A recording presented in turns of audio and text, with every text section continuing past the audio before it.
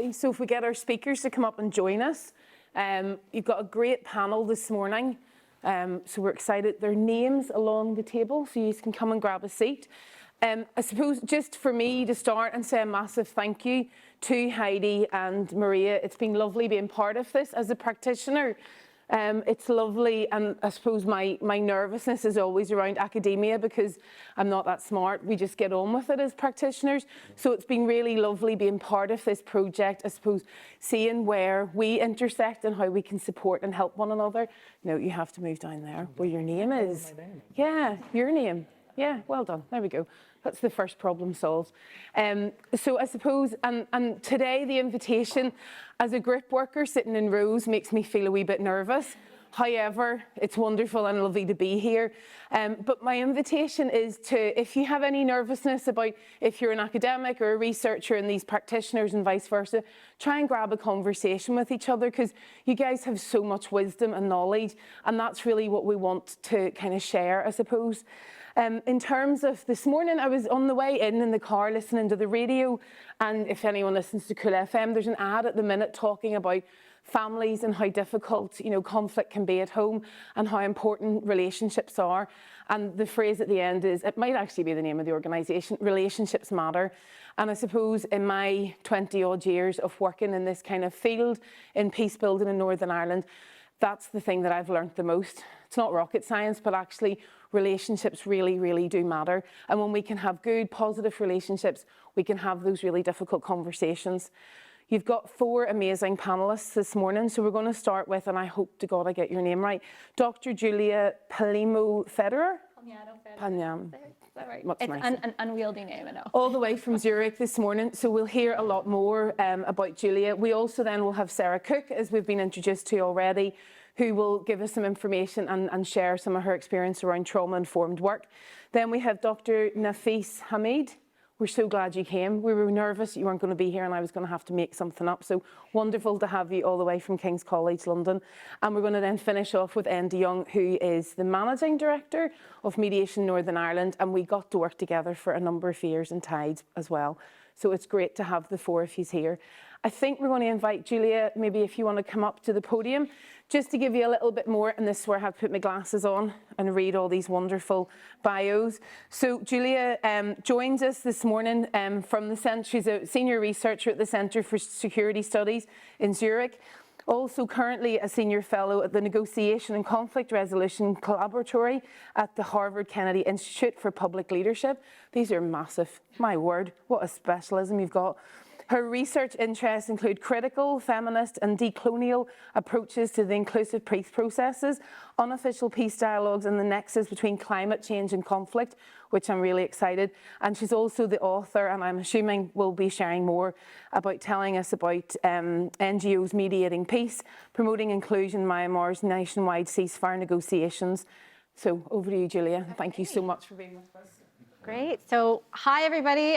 My name is Dr. Julia Palmiano-Federer, and my research interests are quite eclectic and broad, so I don't know how much I'll be able to go into all these topics, but I'd love to just connect with all of you. If you have questions, I'll leave my contact info, and let's get started. So I think it's important also to tell you a little bit about my background and where I come from as well. So I was born in Manila, the Philippines, but I was raised as what I would call in this context of North America right now, a settler immigrant, as I was raised on what's called the unceded Squamish, Musqueam, and Tsleil-Waututh First Nations, which is commonly known as Vancouver, Canada. And so I was raised there and then ended up in Geneva where I did my master's and worked then after for Swiss Peace, the Swiss Peace Foundation for quite a long time, starting out as a practitioner and then being able to support the nationwide ceasefire negotiations that were happening in Myanmar at the time. And then getting a lot of sort of reflexive feelings about that and needing that to channel that into sort of a critical research perspective, which is why I started my PhD in Switzerland at the University of Basel. And then So I'm talking about a lot of the research, about 8 years of research that went into this book that I will talk about with all of you. And then now I currently am based at the Center for Security Studies at ETH in Zurich, and might be interested for this group. I'm working on a book project on mediation process design with my colleagues there. So really trying to integrate a lot of this new thinking, or making visible thinking that's already there about adaptation, temporality, and sort of inclusive perspectives on that. So that's a bit more about myself. And I want to talk to you a little bit about this book. So being able to talk about it here in Belfast is such an honor. It's open access, so you can actually just go and go to the website. It's published by Palgrave Macmillan, so I encourage you to read it. It's my shameless plug for this book, so there it is. And what I hope to talk about a little bit today is a few chapters from the book. So this idea of NGO mediators, so who are they and what do they do? What impact do they have on the field? So I have New Kids on the Block as the title, which is, I really just was excited about having this as a title. And this idea of NGO mediators as norm promoters of inclusion. And then I apply this to the Myanmar peace process. So that's essentially the book in a nutshell. So this idea of inclusive peace as this norm that's been promoted, what are the outcomes of it, what's it all about? Chronicles of a Norm for Sale is the chapter of this idea of norm promotion and its impact on an actual peace process, on actual people trying to negotiate about 60 years of armed conflict in this context in Myanmar and Southeast Asia. And then I'll end with implications for research and practice, which I would love to get your feedback and questions on. And a little bit about the current context where I see that mediation research is, and I think mediation is one of those fields of, I identify as a research, but very stubbornly with a foot in practice at all times. But I think it's really iterative, right? This research and practice in this field. And so the field now, you would say it's fragmented, decentralized, and complex in terms of complex peace processes happening in Syria, in Sudan, in Myanmar. But within that, you have this puzzling decline. You have Magnus Lundgren and Isak Svensson, two Swedish scholars, saying that there's this puzzling decline of why mediation as a tool of conflict resolution is not being called upon for these complex processes. But what they say at the end of this article is that where they're looking at what's called the track one formal negotiation. So if you there is a need to look at what this project is looking at, informal dialogues, community spaces that aren't counted. And I think that has to do with a few trends that are following here. The professionalization of the field, which I'm really excited to see Dr. Turner and a few others who've written about this, about peace tech, the role of digital technology. And I think what's a really exciting turn in mediation literature is about the production of knowledge and who is producing knowledge on what counts as mediation and why. And then I think the important question is what isn't counting somehow as mediation and for what purpose and what are the power dynamics behind that. So within this context, you have what I argue are NGO mediators. So, and I'm fully doing this as a reflexive exercise because I've been employed and I've worked for two NGO mediators. So for instance, this is a screenshot that I took from the Mediation Support Network, which is a network of about 25 mediation organizations around the world. And I'm talking about international peace mediation. And so you have the Center for Security Studies, Swiss Peace, the Center for Humanitarian Dialogue, so some Swiss organizations, a lot of American ones, the United States Institute of Peace. And there was a big push when this network was started to not get just Global North organizations, but you have Global South organizations as well. And we can talk about the implications of that, but Center for Peace and Conflict Studies out of Cambodia, et cetera. And I will leave the definition that I tried to create in the book of what they actually are. And it was really interesting because in mediation literature, first of all, most of it is quantitative and sort of empirical, but the mediators that you would list as a category would be state mediation, international organizations like the UN, of course, regional organizations, but then there was this whole group of private diplomacy actors that just kind of weren't counted, but were still very much, doing mediation activities, like convening armed groups together, convening back channel spaces. So I got very curious about this.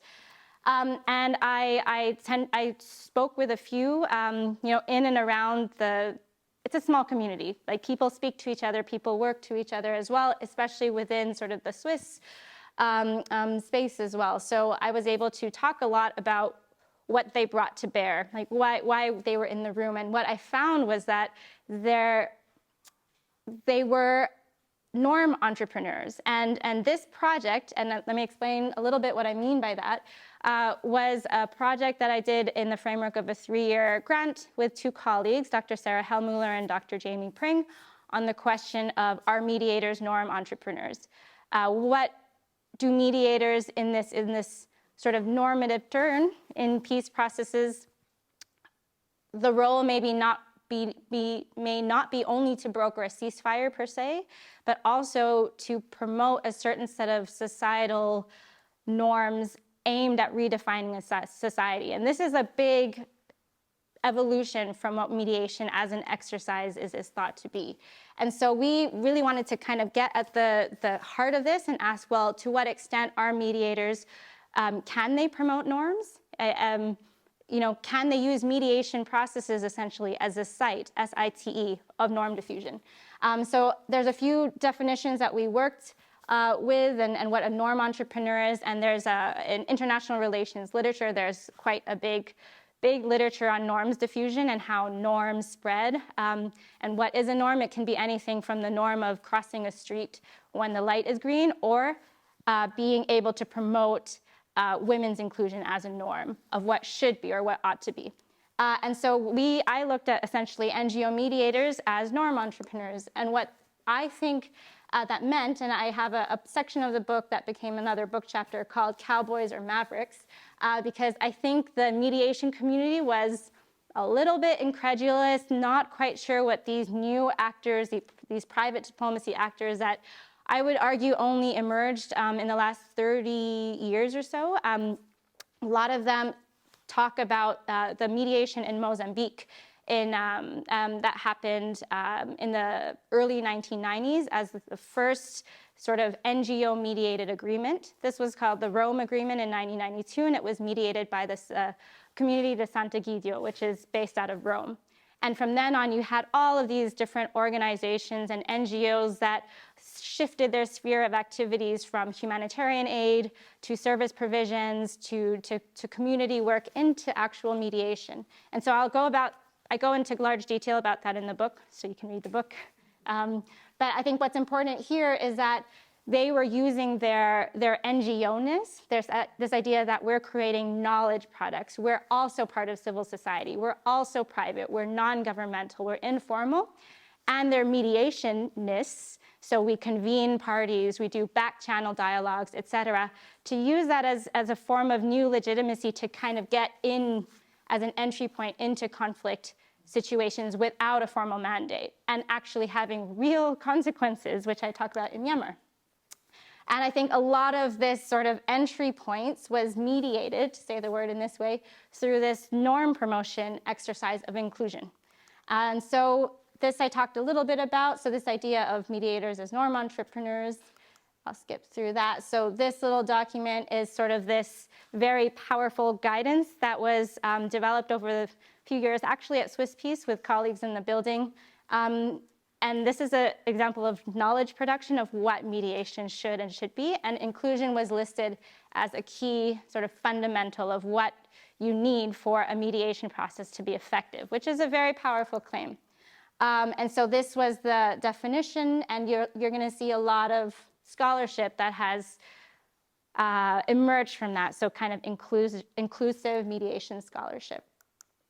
And you'll also see in practice, so I just took a bunch of screenshots as well of how you see the promotion of different organizations promoting and kind of framing inclusion as something that is important, as salient and necessary to have an effective peace process.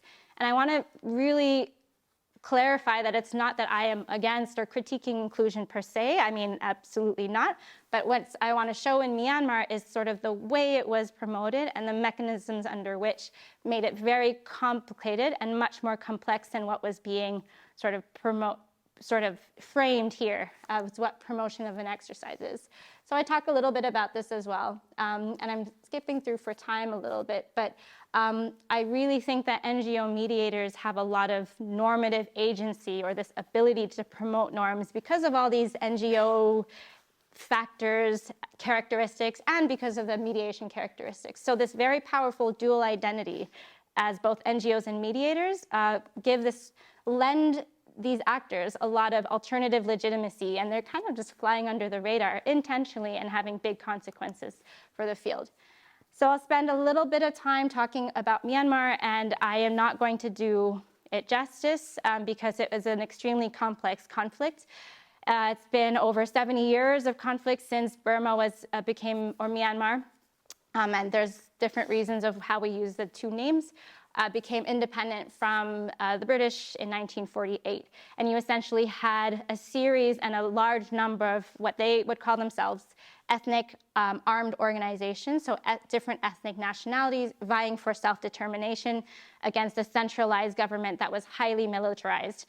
So some of you might know the term the Tamada, which is the Burmese word for the Myanmar armed forces, which had essentially gone through 60 years of authoritarian rule. And I was doing my research in a very sort of critical moment in 2011 where the country opened up sort of economically, politically. You had foreign embassies starting to come in, travel was possible again. And then you also had the very quick and very, I call it, and colleagues and I that have analyzed Myanmar over the last few years, the last 10 years or so, I've called it a gold rush, because you had all these NGOs, you had all these foreign embassies coming in around 2011 to promote a peace process and to promote inclusion. And what happened, so this is the Myanmar flag. This is a country that is located in Southeast Asia and is bordered by 6 other countries, and just India and China being the large sort of giants that Myanmar is strategically located in between. And what I essentially illustrate in the last sort of chunk of the book is this whole process in detail of what norm diffusion actually looked like, through what mechanisms it happened. And so you had this inclusivity norm that I framed a little bit simplistically as this: inclusion is good, it's important. And the 2 arrows is the whole process of norm inclusion that was done by these NGO mediators that I interviewed. Interviews over 2 years, and I lived in the country for about 2 years, but was also going back and forth for the last, I would say, 8, being a part of these exercises. And what does it actually mean? So there were a lot of trainings, there were a lot of coachings, there were a lot of conferences around inclusion, and with whom? It was with a lot of NGO mediators and embassies funded by foreign embassies, with the armed group representatives themselves, with the emerging Myanmar civil society that finally, after years and years of political oppression of free speech, was able to mobilize. And you sort of had this very complex environment. And the crux, the issue where I think things got complicated, and I critique, is that there was a very specific definition of inclusion that was being promoted, and it was framed around participatory democracy. So women's inclusion, civil society inclusion.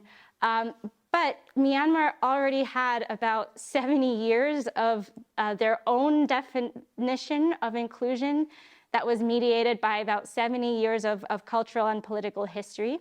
That was also framed by Buddhist cosmology and other types of religiosity, language. And so you had exercises where the word inclusion didn't have a Burmese transliteration, right? And you would translate it as everybody would come on board.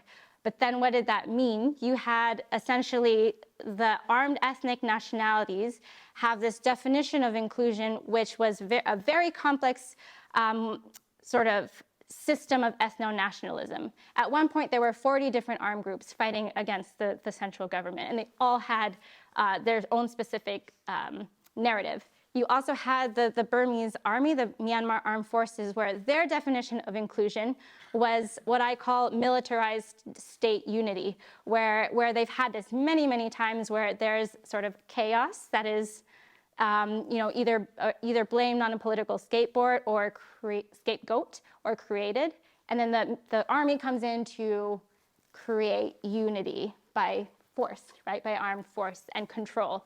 So when you have those definitions that are culturally mediated over decades, I argued that all these different working definitions of inclusion ended up creating an impasse in the actual negotiation. So if you actually look at Myanmar's news articles coming out and all the different positions of the army, the armed groups, it was all about inclusion, but it was an impasse. It created an impasse and political positioning about who was to be included and not. And you had a lot of pressure to get to a ceasefire signing, essentially in 2015. You had Aung San Suu Kyi, who was also becoming a really politically powerful actor. You had a lot of things happening.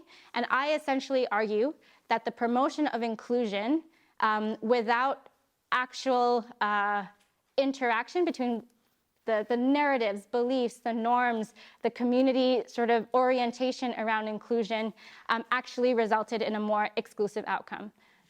So it was counterintuitive. You had a successful promotion of inclusion, but everybody, all the different actors, interpreted it their own ways. That was already mediated through what their lived experiences and their own narratives and beliefs. And that disconnect happens a lot in peace processes around the world. And then I also argue, and I'll end here, is that you also had an unintended effect of civil society being crowded out effectively, because they were promoted this idea of you have an inclusive process that didn't interact with the actual politics on the ground. And so I'm going to end it there, but I'm going to end with this question. So the book ends with sort of this: the reader can decide. I show that mediators can promote norms, but then the operative question comes, maybe should they? And in what way? And I don't think there's a binary yes or no answer. This is how the peace architecture is working now, but maybe we as a community of researchers and practitioners can be a bit more cognizant of the path dependency of what we're promoting and how. I will end there, and I just wanted to flag that I have a few more projects that are ongoing that might be relevant. And the first, I got excited about this idea of textiles, and because my colleagues and I are working on a project where we're trying to go beyond this idea of the multi-track approach, so track 1 and track 2 and 3. And we have a special issue coming out in a journal in June that's called Patchworked Peacemaking. So it's this idea that peacemaking actually occurs in patches, and one is not higher than the other. And there's a few more other projects, and I can talk about that in Q&A. So thank you. Sorry for the time. Thank you, Julia. Yeah.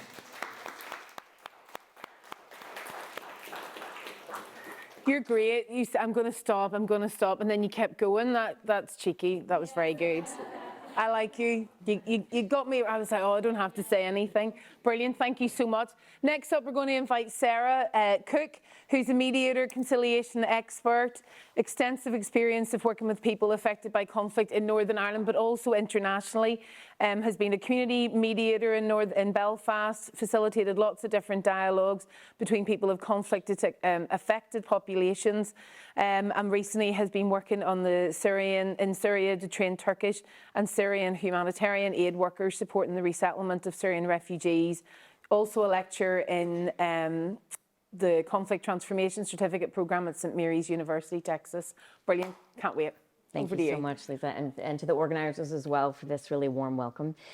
It's fantastic to be with you today, and I'm really excited for us to kind of begin I suppose, a conversation about trauma-informed mediation as it sits alongside of all of these very relevant and very interconnected themes that we're going to be exploring today. So I suppose, like a lot of us, my comments today and my interest in this subject really comes from kind of that blend of practice and research. So in the early 2000s, I led an organization and I facilitated processes of former British soldiers coming back to Northern Ireland to engage in civic dialogue with people here. So that was a dairy-based project where families there who'd been affected by state violence were very much calling for storytelling, for dialogue encounters with people that they otherwise would never have had access to. And they were essentially saying, you know, our community has been so supportive, our families have been so supportive, but we have questions that go beyond what our community can provide. And this began a really, really interesting process of very, very diverse gatherings of people being in peace-building conversation. So that often looked like former soldiers, former police, prison officers and their families, Republicans and loyalists and their families, and then people who would have been injured or bereaved in other ways by either state violence or paramilitary violence. And what I noticed in these dialogues very quickly as a facilitator is that people were, doing incredible work for peace, very, very progressive, very groundbreaking work in regards to peace building. A lot of people were getting therapy, so they were doing some really important healing work for themselves. So there was the head work, the heart work, but people's bodies were still, to borrow Bessel van der Kolk's term, still keeping the score. Okay, so people were still really affected by stress symptomology in the body, trauma-related symptoms that were showing up. People were struggling sometimes to leave their home. People were struggling to sleep. People had pretty extensive physical impacts from their experiences. So as a practitioner, it just got me sort of asking this question: what else can we provide within these processes of transformation that help people engage in these processes that are more formal and structured in a really, healthy, engaged way, where they can maybe go a little bit further and do a little bit more for themselves within these spaces, but also so that they can be much more looked after in these processes, maybe emerge, even stronger from these processes. So today I'm going to be making a little bit of a call for trauma-informed mediation and peace building, and we'll talk a little bit about that. So I think the question for a lot of us is, what is trauma-informed mediation? And as I began to do my work more broadly internationally, what I'm hearing so much from practitioners is we're very comfortable in our mediation or negotiating or peace-building practice, but we're starting to see things, or we have been seeing for a number of years, things show up at the table that are really hard for us to manage. So we see people taking pretty strong stress or trauma reactions. Sometimes that's disrupting their ability to engage in peace-building dialogue or in these mediation processes, but we're never educated to really know what trauma looks like in detail, and to know how to support that within these processes.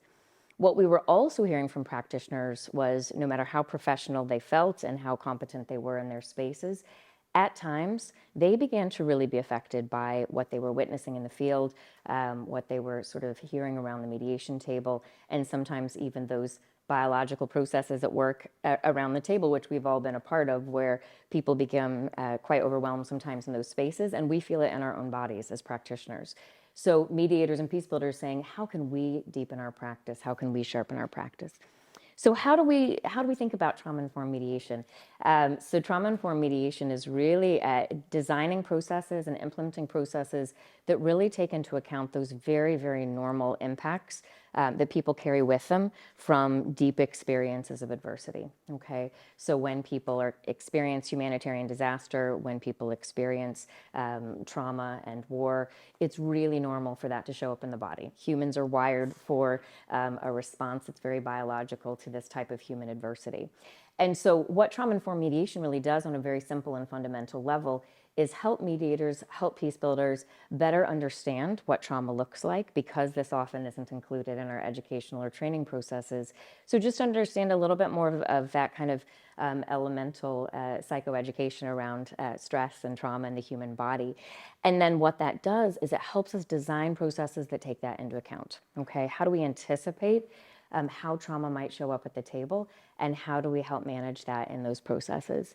It also is very much involved in implementation. So how do we, again, implement our processes in ways that aren't fundamentally different, but just shift and change slightly so that we can really make space at the table for when this might show up in processes, and really hold that in a different way.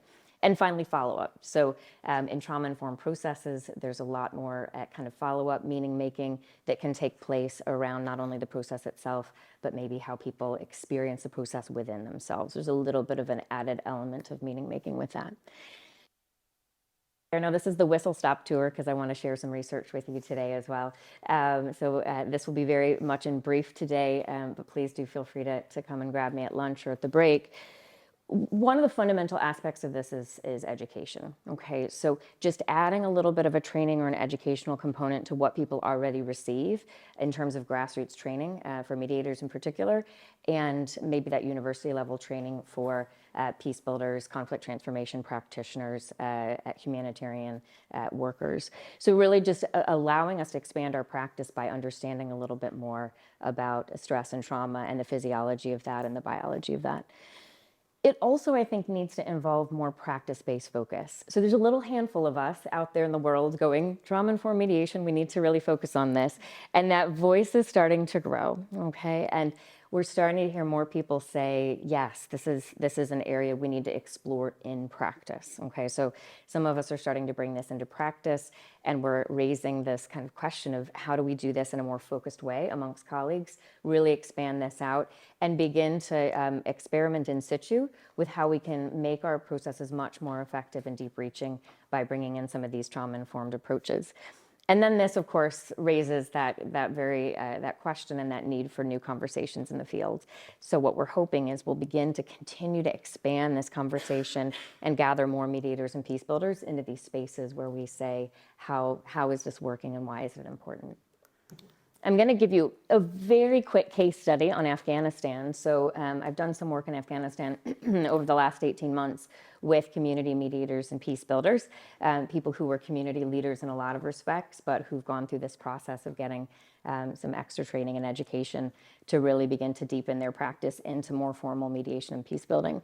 So there are 47 people that we've worked with from Kabul, Kandahar, Helmand, and Mazar, and they've received a couple of very focused areas of training. So mediation training, first and foremost, helping people become formal mediators in their communities. And we've also included basic psychoeducation. So coming on board to say, when you see these strong reactions in people at the community level, this is what it means. It's entirely normal given the circumstances people have faced. This is how you can understand it better and support it better. So really helping people understand a little bit more of what they're seeing every single day as they work with communities in Afghanistan following the takeover of the Taliban. We also are talking with people about biologically based regulation techniques. So how do we self-regulate? How do we work with the nervous system?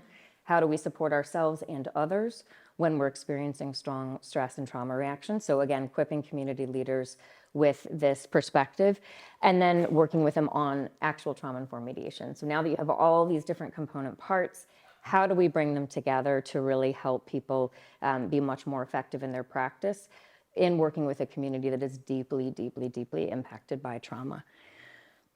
What we're starting to see in terms of the outcomes here is a greater sense of efficacy in the process. So we're seeing people, when those processes are designed and defined in very different ways, but what we're starting to see is people very much finding that their work, whether that's more formal mediation and peace building, or whether that's a little bit more expansive community intervention, that it's more effective because they're able to really speak to people's needs on a very deep level. We're also seeing these processes start to involve the well-being of parties. So the parties at these mediation tables, the parties in these peace processes are, in a sense, looking at this now with a new lens. So they're looking for transformation within the wider process of what they're doing together, but they're also starting to look for their own internal process of transformation as they move through this. So how does my well-being become impacted in a really positive way by being in these spaces and feeling as safe as possible within these spaces? And then we're finally also starting to notice reduced psychosocial impact in mediators, okay? So that very natural psychosocial impact that we often experience as practitioners, we're starting to notice a reduction in some of those symptoms and that impact. So I want to spend just a moment talking to you about some research that we've just completed, and we'll make that accessible for you. We have quite a lot of information that we'll share in this PowerPoint, and then you can explore that afterwards as well in the slides. We'll give you copies of those because I will not have time to get through everything today. So within women, peace, and security, what we're noticing on a very wide basis is that people, when they're gathering in WPS circles, are saying, we need to explore these barriers to participation. and having those conversations very widely and openly. But what the side conversations often are within those spaces is I'm actually quite impacted by my work, and some of the barriers that I face are barriers of feeling very, very much that sometimes my work becomes too much. So the work itself I love, but all these extenuating factors related to me being a woman, fighting to be in these spaces can sometimes be really exhausting and add to the psychosocial impact of my work. But it's very hard for women to raise this in spaces that are formal because people have fought so hard to get to the table. And so we're seeing that women are very much reluctant to raise this issue of personal impact in some of these spaces. And so what we've also noticed is, of course, psychosocial impact when we're dealing with mediation and peace building is present irrespective of gender. But for women, there are a lot of these these kind of compounding factors that really do deeply impact their personal psychosocial well-being. So we're noticing for a lot of women in the field, they're fighting to be at that table in more traditional societies, and men are telling them they shouldn't be there. In some cases, they are being kidnapped, their staff, their family members are being kidnapped, and they have to negotiate for release. They have to pay ransom while also still doing their work. And so we're seeing that there are many, many factors that are additional for women in these spaces, not least sexual harassment, that means that it makes it very complicated for them to hold the kind of standardized, non-gender-based psychosocial impact of their work alongside of those gender-related factors. So what we wanted to do is we wanted to explore meaningful ways of operationalizing UN Security Council Resolution 1325 by reducing barriers to women's participation. So kind of looking at a lot of these different factors, are there ways that we can begin to address psychosocial impact alongside of risk by preventing some of those things maybe, but also addressing some of those psychosocial impacts when they arise. So our research question was, in what ways are women mediators and peace builders impacted by their work? And if any, what type of psychosocial responses or frameworks of support are needed? So the research was just recently published by women mediators across the Commonwealth, and it was funded by FCDO with a lot of support from Conciliation Resources. And it was very much embedded within this fantastic network of 50 women mediators and peace builders from across the Commonwealth. And these women were very much a big part of the research. We had a research team from multiple global regions, as you can see here, and 28 members participated in the research. And we did that research through a survey sort of sent to members, a focus group, and then multiple interviews that were so powerful. I wish that I could share the details with everyone because it was just remarkable to hear these women talk about their work in very, very difficult circumstances and to really hear about some of the amazing things that they were doing. We don't have time to talk about this today, but we took a really, really interesting trauma-informed approach to this research in a way that went much further than most of the trauma-informed approaches that any of us had implemented before. So if anybody wants to know what that looked like and how that kind of played out, I'd be more than happy to share that with you in a little bit more detail. But what I want to make time to do today is to really make sure to outline at least some of the really interesting research findings that emerged. So one of the things that came out very clearly in the research is that women are actually much, much, much more deeply and systemically impacted by their work than we would have expected. Okay, so the numbers were very, very, very high in terms of symptomology of stress and trauma that was showing up for women practitioners. What was also interesting, though, is that their personal resilience was very high. So work, in terms of their work performance, it was very rarely impacted by some of their psychosocial experiences that they were having of adversity. So often it was only when things became so overwhelming that women had to maybe take a pause on that work. Most of the time, women were able to continue on. But that begs the question for us as a broader women, peace, and security field of, do we let women just carry this additional burden? As long as that work's getting done, do we just let that go? Or do we actually look at maybe a broader duty of care? And then we looked at psychosocial support needs. So the women were very clearly articulating the different needs that they had and the things that would maybe help reduce some of the barriers to participation for them and expand their level of work and their level of efficacy in their work. So very briefly, I'm going to just share a couple of these things with you before I come to a close. One is that very deep sense and clear sense of personal psychosocial impact. So 96% of women reported that their emotional well-being was moderately to very impacted by some of the factors related to their work. And they listed a whole host of symptoms that you can see very clearly there. 79% feeling emotionally drained, the same amount of women, percentage-wise, feeling deep fatigue and exhaustion. Worry about safety was really large for many of the women, particularly working in very conflict-affected areas. Poor sleep, impact on family. So worry about how this was impacting their partners, their children. And the sources of impact were listed primarily as gender-based factors. So trying so hard to fight to be in those spaces when men were saying you're not legitimate as a mediator or peace builder, that's a male role. Or even in spaces where women were much more accepted in those roles culturally, men taking predominance and really taking up some of the space that probably should have been allocated more equally amongst colleagues. Personal risk was massive. So for many women, they were talking about very practical things of when I'm in the field and I'm facing a dangerous environment, how does that impact me? Do I have a duty of care to think about my own children? How does that affect my well-being? Sexual harassment was very clearly a factor for many women. And many women talked about the lack of structural responses to that. So often, even in the case of sexual harassment, when a complaint was made, the person who would come to deal with that complaint was a male.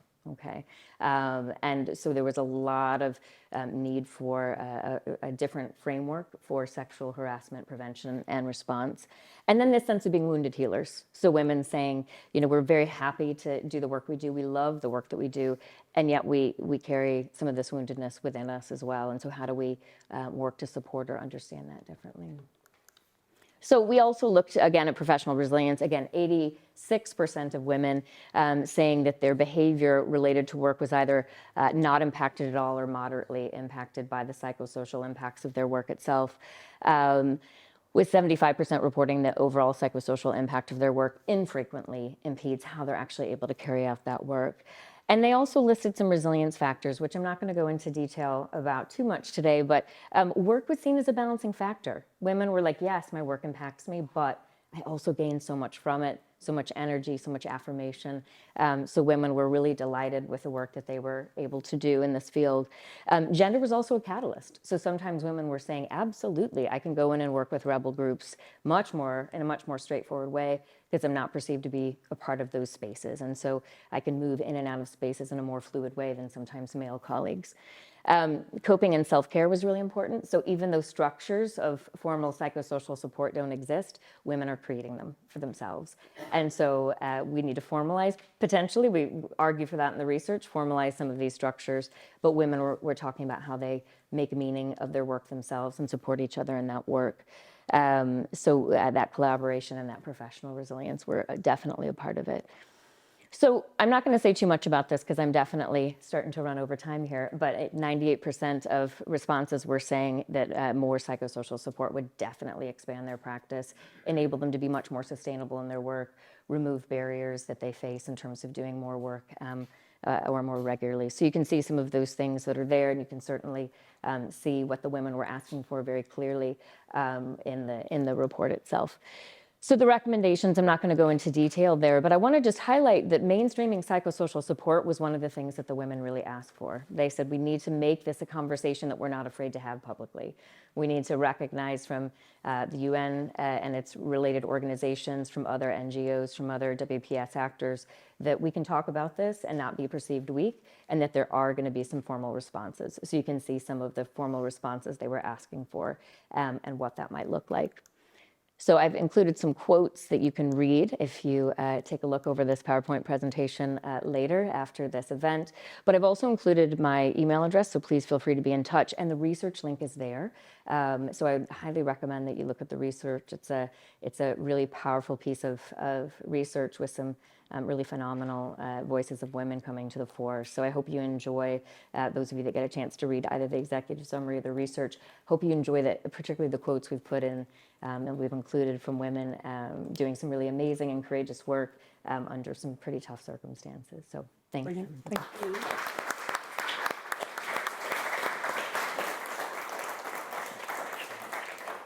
So 100% of our speakers this morning have beautifully gone over time. And another wonderful technique of, I'm just going to finish off and I'm going to finish off. But that was really fascinating. It has been, so we'll see what the gender split is now that we're going to have 2 meals. Just an invitation, these seats are comfortable, but if you want to stand up and just, roll your shoulders about or whatever, stretch your legs. Some of us were at a trauma-informed conference recently, Sarah will be glad to hear. And that kind of invitation, and the thing that stayed in my head was, when a dog meets another dog and then they have a shake, that we need to shake our bodies a bit more. So if you want to have a shake, have a stretch, roll your shoulders. If you need the bathroom, we're going to have 2 more speakers, so if you can keep your legs crossed for another bit, that would be great. But if not, please don't have an accident. What I loved about some of the conversations we've heard this morning is where Julia started with ourself, and when we think about our trauma, what was that term you used about wounded healers? And I think that's one of the things that often a lot of us are brought into this type of work because of our own experiences or because of our own kind of experience with conflict and things like that. So there's something in that, and we do carry all of this in our body. So before we all lose it and go off and have lots of other things, I want to invite our 3rd speaker. I really hope, Nafis, I pronounce it. So it's Dr. Nafis Hamid. Excellent. So what another amazing speaker we want to have, Senior Research Fellow at ICSR and the Research and Policy Director for ACCEPT Project. He's a cognitive scientist who focuses on political violence, radicalisation and social fragmentation, most known for his groundbreaking research on the first ever brain imaging studies of extremists, which I hope you're going to speak about this morning. And his leadership position in ACCEPT, he looks at how trauma and mental health intersect with the social structural factors to determine pathways to peace versus violence in fragile and conflict-affected states. So over to you. I'm really excited. Thank you. Thank you. Thank you. And I'm glad we got to get up there and move around a bit. I think hopefully it'll wake you up a little bit for my presentation. I'm going to talk about this thing called devoted actors and sacred values. So probably, have any of you heard this term rational actor models, rational choice theory? Yeah, I'm seeing some. So it's a very common idea. It kind of comes from a lot of different areas, very popular within economics, but it's also used in international relations. And sort of the instrumental rational actor model is pretty simple. It basically just says people weigh costs and benefits, and they make a decision when the benefits outweigh the costs. And this does happen sometimes. People do behave that way, and they do make those calculations. At the level of sort of foreign policy, this is the rationality behind sanctions and foreign aid, or the threat of war even. You're kind of using this carrots and sticks approach to try to get other countries to behave the way you want them to behave. You make the cost really high for behaving one way, you make the benefits really high for behaving another way, and hopefully you'll be able to get the reaction you want out of the other country. And people use this oftentimes in business negotiations as well. What kind of offers are you going to make? Just like the mathematics of this business deal is just better than this other deal, so hopefully you'll take the deal that I'm offering. And again, people do sometimes behave this way, but not always. Oftentimes this massively backfires, actually. And so we call this for example, terrorist groups, right? Like people who are willing to blow themselves up, kill themselves, kill other people, kill their own families for their beliefs. Like what costs are they not willing to pay, essentially, for what they're fighting for? I would say that this is also true for some peaceful actors as well. Think about Mahatma Gandhi, Nelson Mandela, Martin Luther King Jr. These are people who are willing to give their lives for their beliefs. It may be a bit shocking to hear me talk about groups like ISIS or Al-Qaeda and maybe even neo-Nazis in the same breath as talking about Nelson Mandela, Martin Luther King Jr. and Mahatma Gandhi, but I do talk about them in the same concept called devoted actors. These are just people who are so committed to their beliefs that they're willing to give their lives for them. That doesn't mean they're always willing to kill other people for them. That's where things like ideology and a variety of other factors come into play, whether they're willing to take other people's lives, but they're certainly willing to take their own lives, give their own lives for their beliefs. So we call those people devoted actors. So we wanted to understand and sort of what motivates devoted actors. Like what is it that actually makes someone switch from like a rational actor to a devoted actor? How do devoted actors think? And so my colleagues and I, we traveled all over the world. I'm a cognitive scientist. That sounds very quantitative. You'll see some neuroscience work, but this work is heavily based in a lot of qualitative field research, just traveling the world, in many cases, going into territories controlled by ISIS and Al-Qaeda and meeting people face to face in their territories where they had the power over me and other people, realizing that that would be a very different kind of interview and a different way of talking to people than if I was interviewing them, let's say, in prison or something like that. I've done those kinds of interviews as well, but you get very different responses from people if you're basically putting your life in their hands, essentially, in order to talk to them. So we talked to a variety of different groups all over the world, and one of the foundational sort of things that we came out with was this idea of sacred values. These values that are just so important to people that they sort of transcend the material world in a lot of ways. And I want to just say, besides the word sacred can sound like it has a religious connotation to it. We picked that word very carefully because we realized people weren't understanding just how important these values are to people, but they don't have to necessarily be religious. Your belief in civil liberties, your belief in equality before the law, in secularism even. Liberal democratic values themselves can be sacred values to people. But they have to be transcendent. They have to be a subclass of moral values that are what we would call non-fungible with the profane.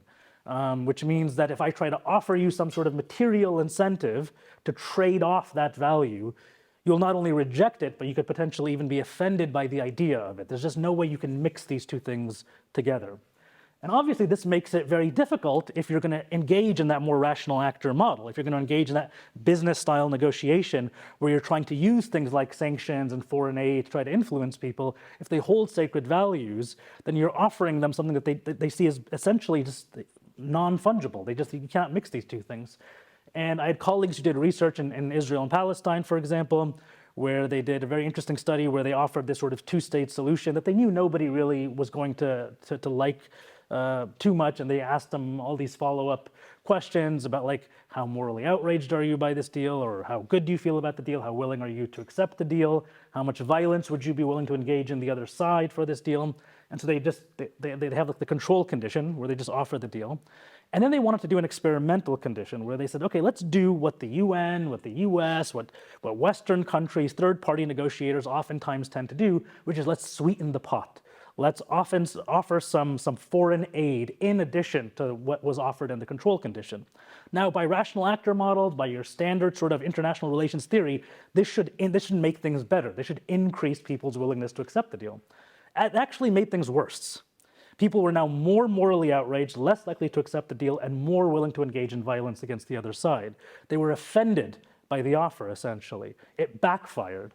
So that just shows you when you're trying to negotiate and you're making all of these threats of sanctions and so forth, or offers of foreign aid, it doesn't necessarily work because the material incentive is seen as a threat, as a disrespect, essentially, to the sacred values.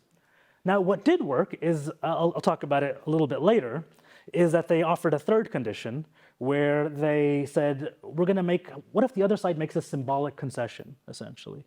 Palestinians can recognize that Israelis should have a right to some form of statehood, to recognize Israel's right to exist. And the Israelis would recognize not only Palestinian statehood, but the suffering of the Palestinian people over 75 years of occupation. When and there were multiple different kinds of symbolic concessions. When the symbolic concession was added, no foreign aid, that made the situation better. That actually was better than the control condition. So people were now more willing to accept the deal, moral outrage dropped, violence against the other side absolutely plummeted. Essentially, when a symbolic concession was offered, it's like you're showing a sign of respect, dignity, acknowledgement of someone's reality, essentially. Now, that's not enough to just deal with an entire situation as complicated as the Israeli-Palestinian conflict, for example, but it at least opens the door to conversation, as opposed to shutting the door, which is what rational actor models do. Now, social factors are very influential when it comes to influencing sacred values. This is a very messy and scary slide, so don't worry about it. Basically, so part of our study was we want to go a little bit further than just doing behavioral experiments and qualitative research, which can obviously teach us a lot. So we want to go into these brain scan research that we wanted to do to see sort of not to just add that in as another vector of trying to understand this phenomenon. So what we did is we wanted to ask the question, what is it that makes someone who's maybe at an early stage of radicalization? So in this case, this is people who were mildly supportive of groups like ISIS or Al-Qaeda. They held certain values like supportive of a caliphate, of armed jihad, of strict Sharia.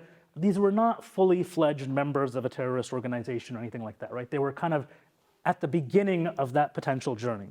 They had a foot in that world. They had a sense that they identified a little bit with that movement. So I can tell you later, like the amount of time it took to get to know these people and the following group and how we recruited them.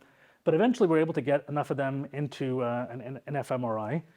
And we did a brain scan study with them. So first, before I tell you what the experiment was, I'll just tell you that the first finding, when people are sitting there, they're sitting in this big magnet.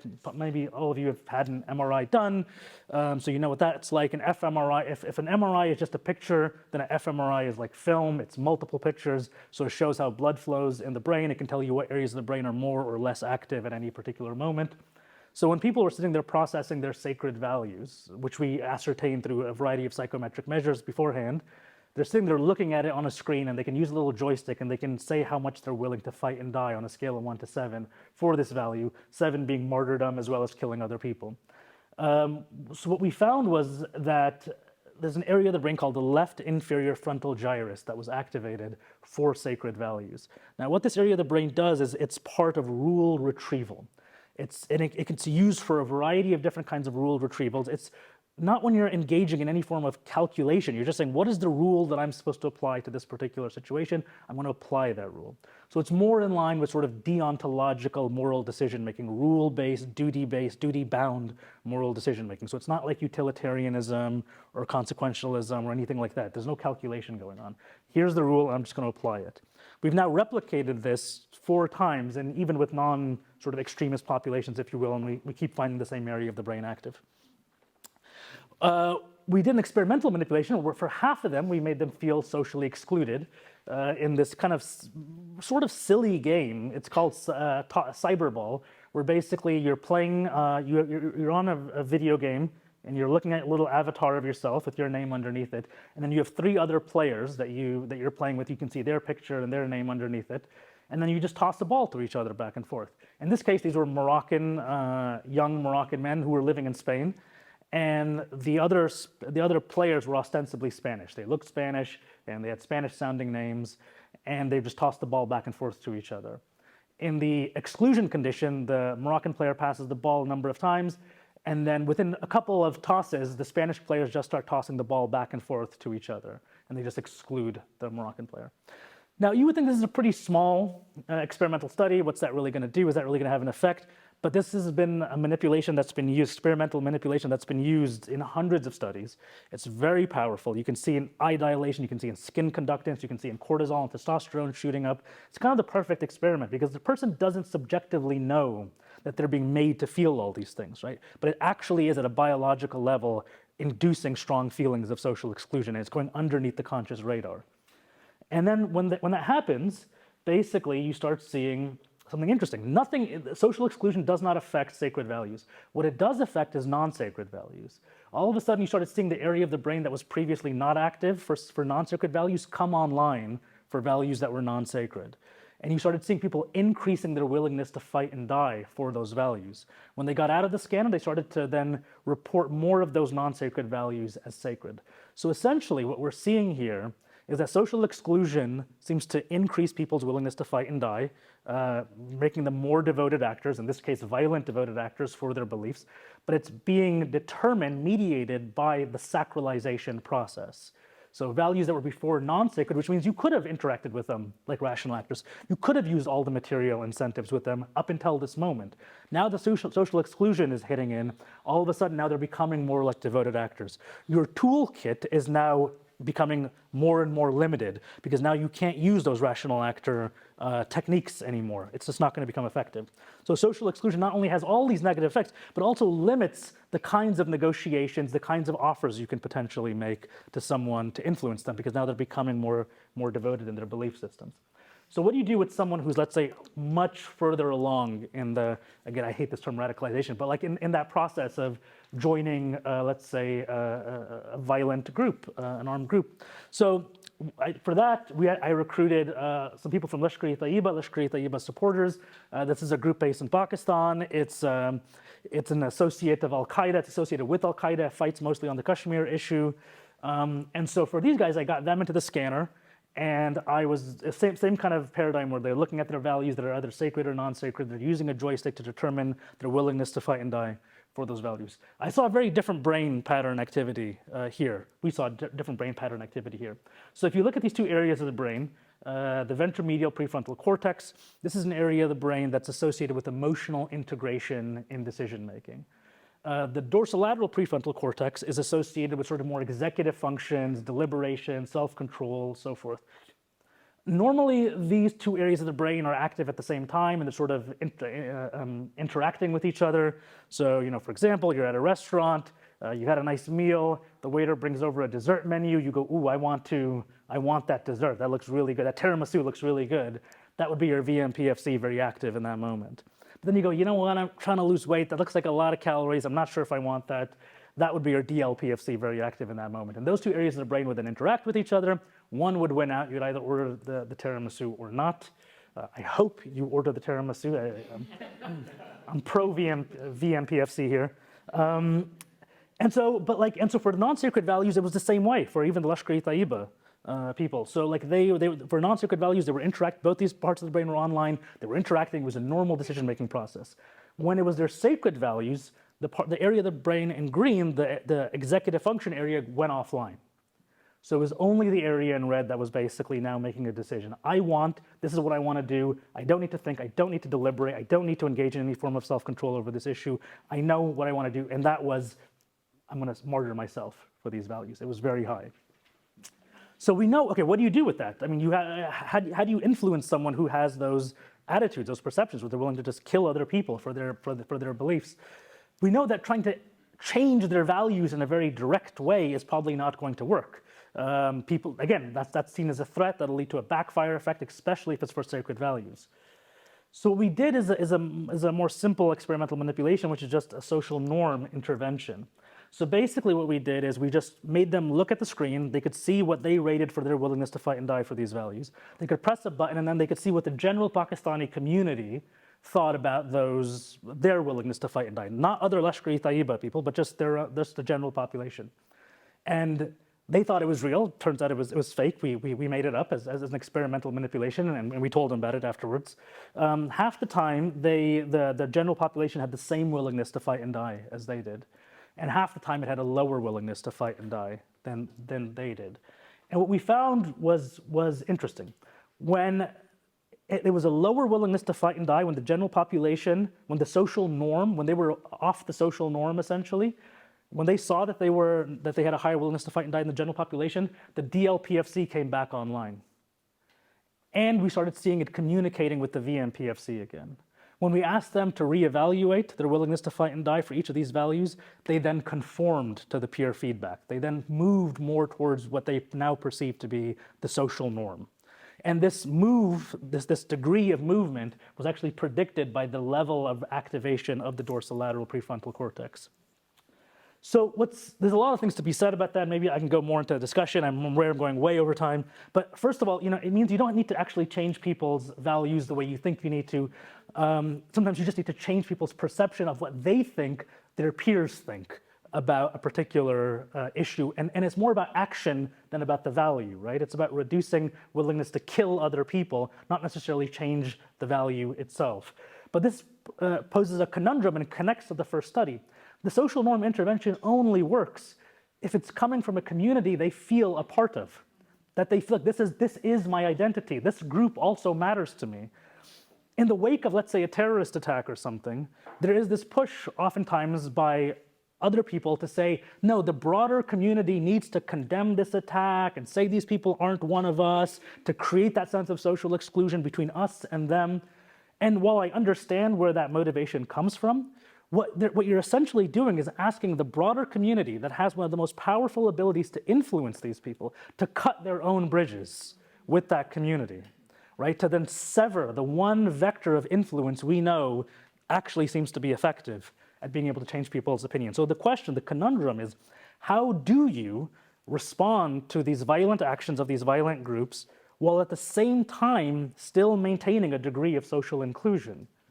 And I think social norm interventions are one particular avenue, and there's art-based projects. I know we're going to be talking about art later. I think some of the best, one of the most interesting pieces of research came out of Betsy Pollock's research in Rwanda, where she showed the effectiveness of just these radio soap opera programs in post-conflict Rwanda, where people were randomly assigned to either listen to these radio programs about reconciliation and cooperation, and then the other half were listening to public health programs. A year later, people, if they were listening to the soap opera program, they didn't change their attitudes. If they didn't believe in cooperation or reconciliation a year before, they still didn't believe in it. However, now after listening to the radio program, their perception of the social norm changed.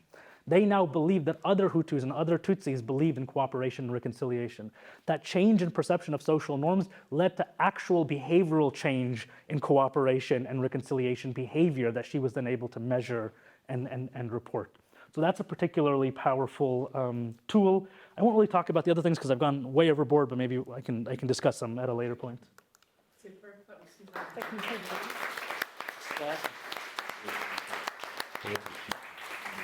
Really questioning my parenting at the weekend, where I was using Pokemon cards as my negotiation, and there was definitely a sacred value by my 9-year-old son on them. Okay, so we're going to finish up our panel with our last speaker, who I imagine may also go over time. It's too interesting to stop them. Enda Young is the Managing Director of Mediation Northern Ireland and the founder of the negotiation programme at the William J. Clinton Leadership Institute at Queen's. He's a tutor for the programme on negotiation at Said, yeah, I knew the dots meant something. Business School at the University of Oxford. He's been trained at the Programme of Negotiation at Harvard, and he's also contributed massively to the Negotiation Anything podcast. Look forward to this, Enda. Thank you. Thanks, Lisa. Morning, everyone. How are you? It's always hard going fourth in a panel, isn't it, right? You're like, when's our coffee? So don't worry, folks. I'll try not to go over, but I can't promise.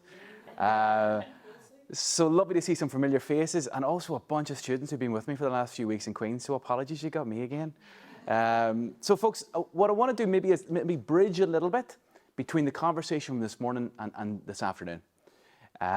So a few things. So myself, I've been doing this kind of stuff for over 20 years, and I took over Mediation Northern Ireland about 20 months ago, and part of us we were looking at how do we do what we do, particularly at that age of how do we train people in peace building, in how to use mediative dialogue, in mediation. How do we know what we're training works? So we're at the early stages of a project. We're based down the road here at Mediation House, so do feel free to come down for a cup of coffee if anyone would like as well. You're more than welcome.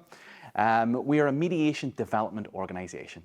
That's fundamentally what we do. We've been around for over about 35 years, really looking at that training from the peace building world, from working in here, to how we work with people within organisations, NGOs and businesses. How do we actually train people to get better at dealing with conflict?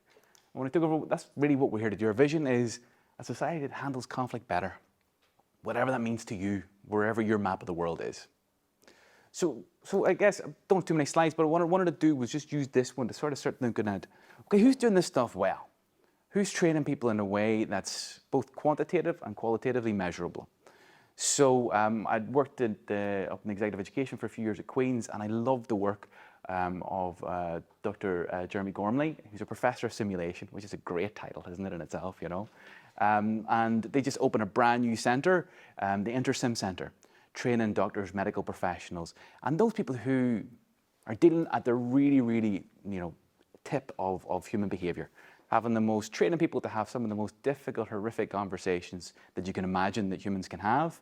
As we all know, many people in this room dealing from conflict zones and so on.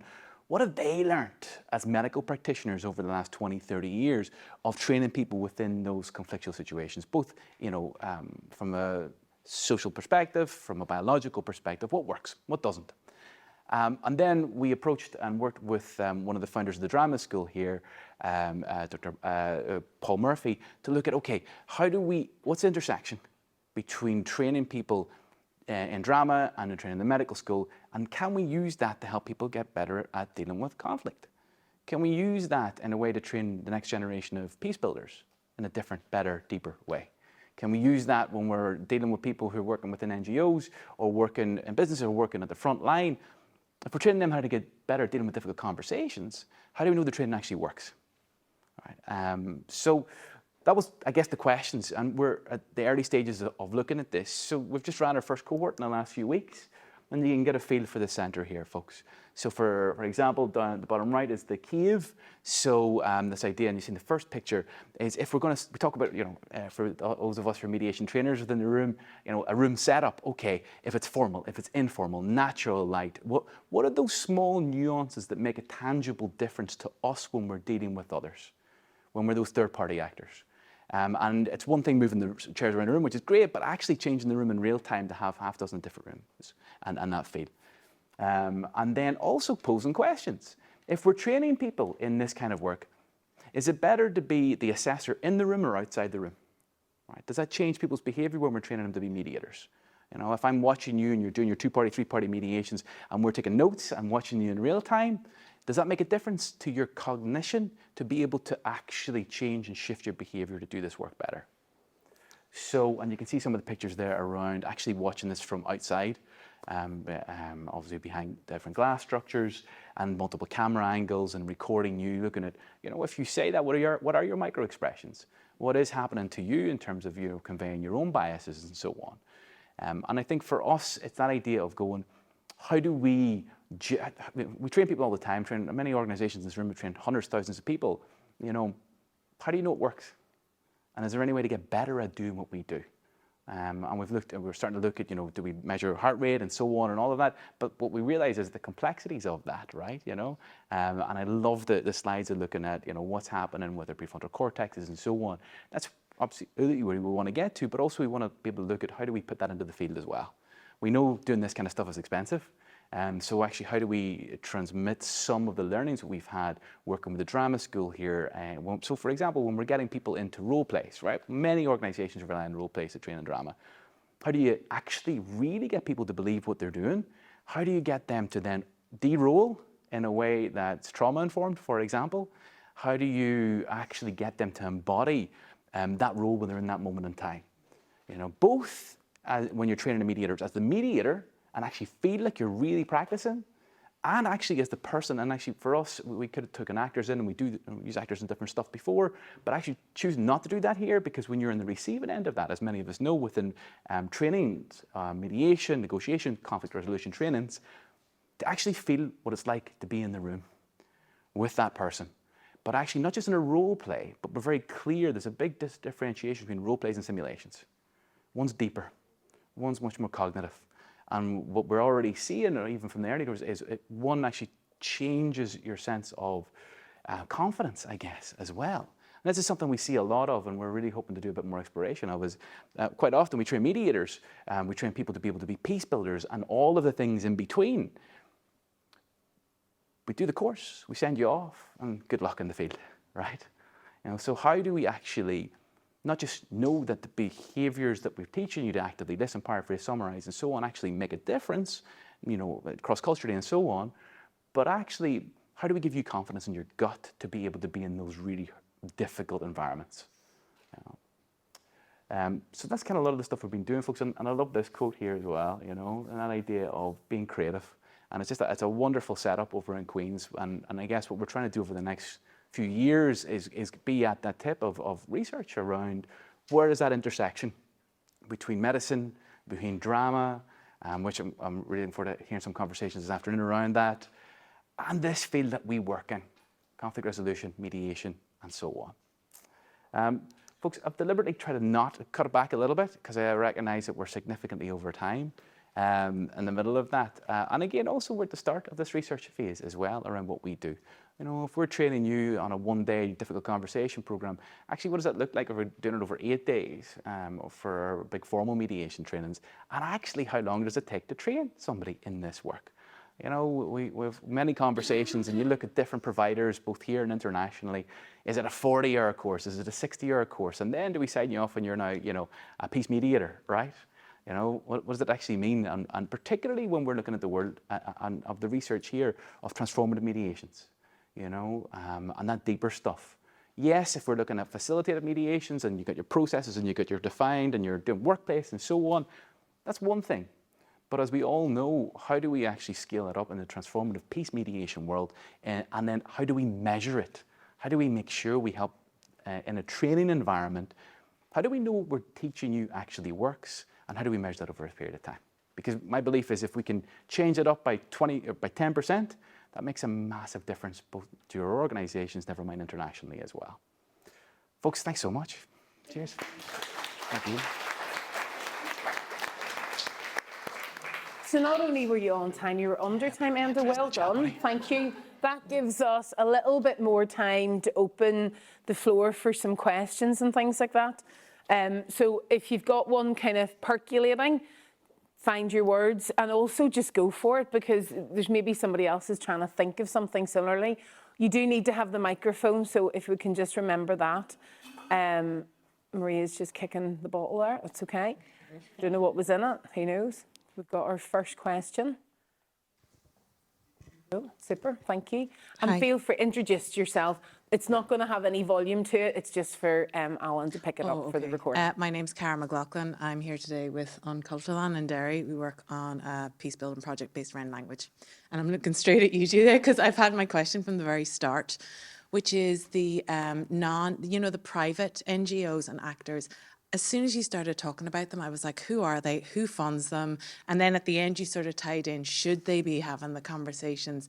Because initially, like, we look at neoliberalism and colonialism and stuff. So I go, who are they? Is it big business actors? Is it big philanthropic trusts who are like have certain culture? Like, I could go on asking the questions. Who are they? Like, what's their motivation? Do you think, or do you see so far coming up?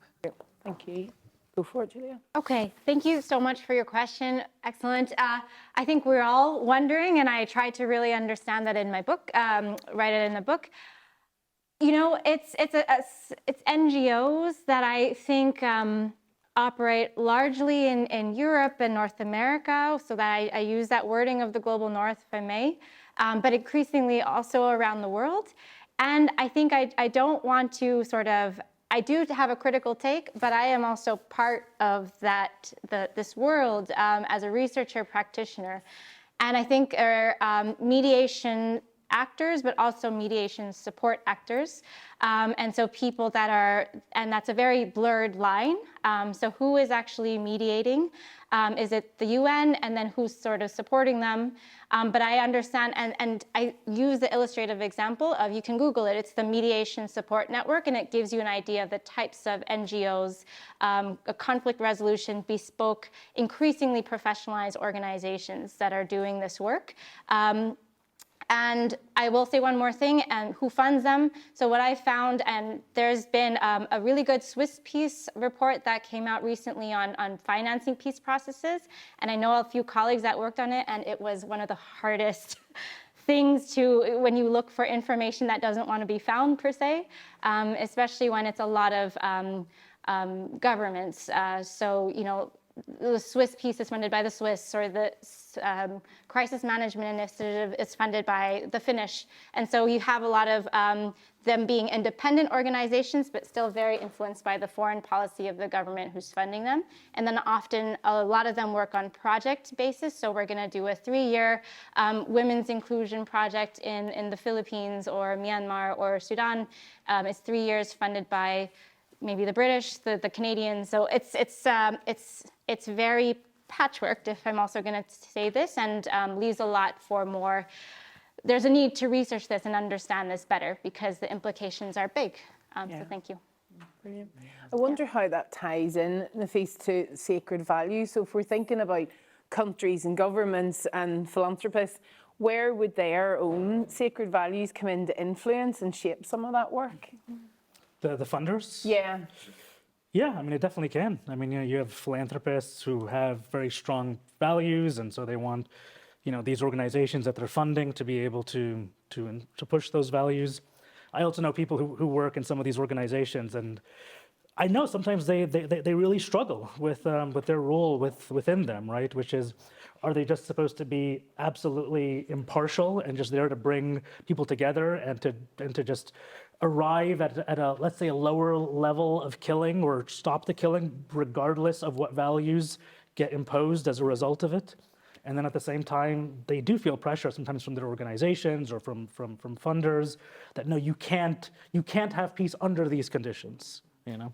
And so, yeah, the values of these organizations and the funders themselves do definitely come into the picture. Which kind of challenges, if we think about the title of, you know, promoting inclusion, that, you know, I imagine sometimes there's people that are actively not included in the shapes of tables. We have another question here. Thank you very much, Laura Davis. Thank you very much indeed for a really interesting panel. And my question is to you, Nafis, on your research. Throughout your presentation, you were talking about people and community, and you used the example which seemed to be around young men. So I was wondering, could you tell me about the research design in the markers that you had for sex, age, socioeconomic background, whatever, and also what kind of differentiation you found along those lines, or whether or not you had a particular group in mind, and kind of what conclusions you would extrapolate from that.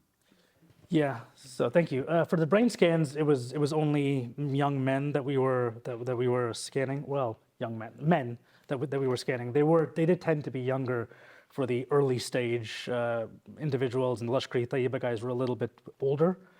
There was a few reasons for that. Partially was just some of these groups just didn't allow women to be members at all. So I wouldn't have been able to find female members. They just didn't exist.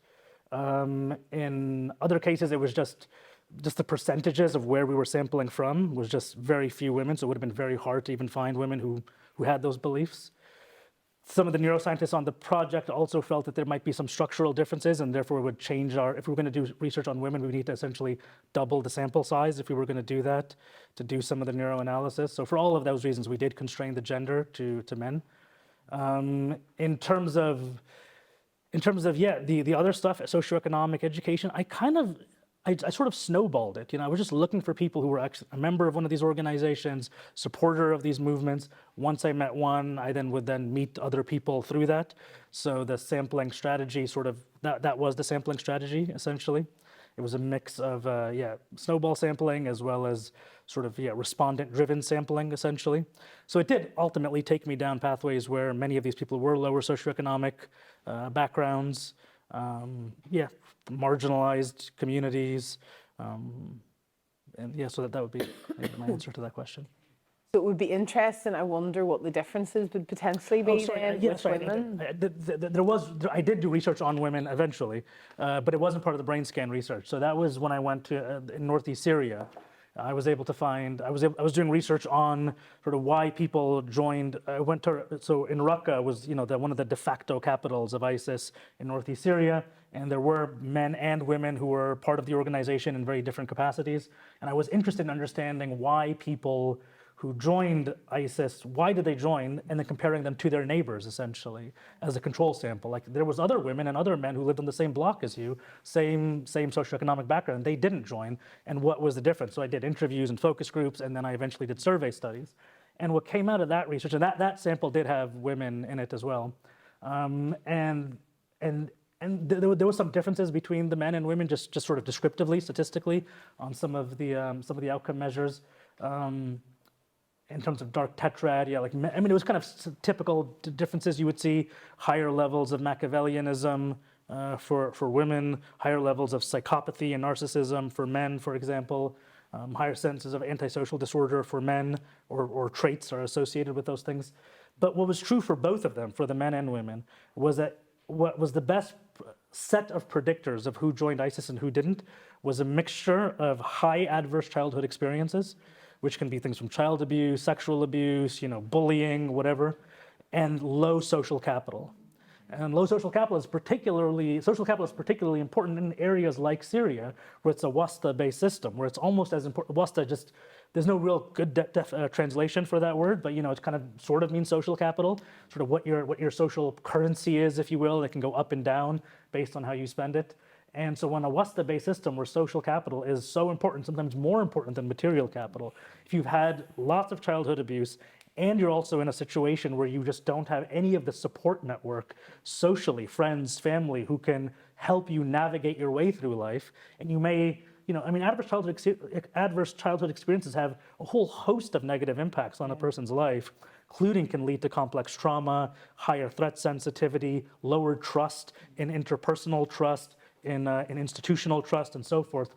So then with people who had this sort of set of let's say, conditions, then when ISIS rolled through, they came in saying, you are people of low social status in this society, you don't have tribes, you don't have power, come join us, we're the new power structure, we're the new tribe, we will defend you. And not only that, these are people who oftentimes felt massively humiliated, oftentimes probably because of the adverse childhood experiences, and now ISIS was saying, we're gonna get you your revenge upon the population for that humiliation. And I think that was also particularly attractive to some people too. Thank you. Thank you. Right, so I'm Sally Walmsley. I'm a visiting scholar attached to HAP, but I'm an artist, researcher and working through performance, and I'm really interested in co-creation and transformation. So all of what you said I find really interesting, but the one thing that you didn't mention, and obviously there's a limit to how much you can mention, but I'm just wondering where it is, Rosenberg and nonviolent communication. Who wants to take it?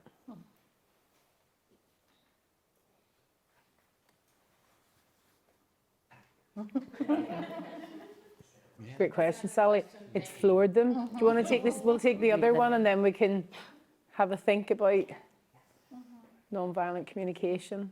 Hi, thank you so much to such an excellent set of speakers. Julia, I was just wondering, was there any sense in your outstanding research over such a long period of time, or relatively, that inclusion was sort of supplemented?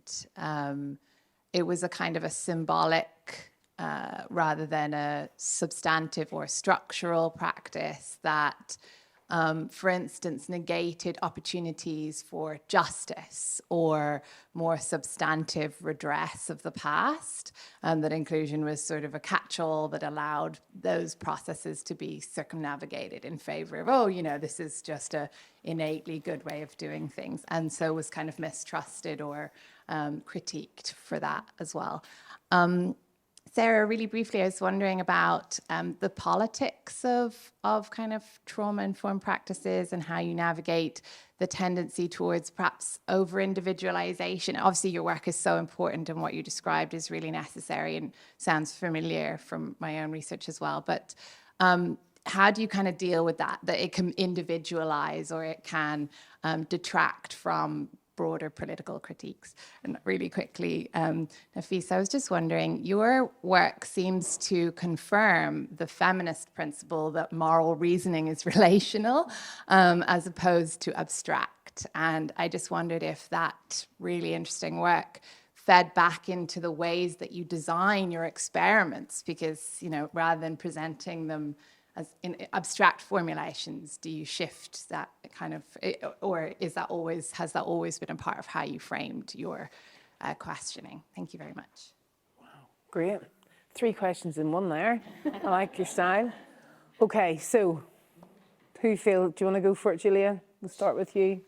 Sure. So nonviolent communication, I don't have too much to say about it in terms of my research, but I really think your point is really incisive about sort of the bypassing of this concept and Rosenberg's work in what I've seen in sort of the trainings and the coachings and et cetera, and how trainings that I've observed, which are normally like excellent and high quality and necessary and important in a lot of ways, but do look at things sort of structurally. So I think inclusion, as that it was promoted in this context, was really about participation and representation, and which, when you sort of inflect it through a given society that has its own narratives and norms, then could there have been a way to sort of look at how nonviolent communication manifests in Myanmar, who in the context I was looking at